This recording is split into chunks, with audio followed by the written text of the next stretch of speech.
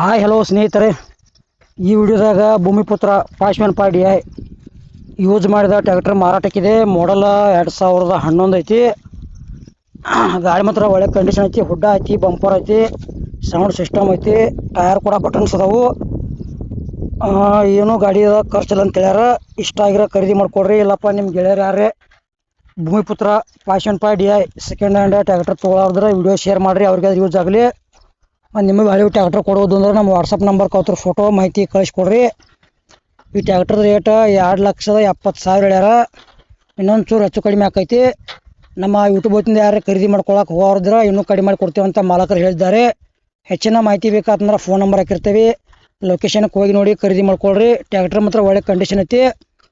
ಇಷ್ಟ ಆಗಿರ ತೊಗೋಬೋದು. ಗಾಡಿ ನಂಬರ್ ಏನೈತಿಪ್ಪ ಅಂದ್ರೆ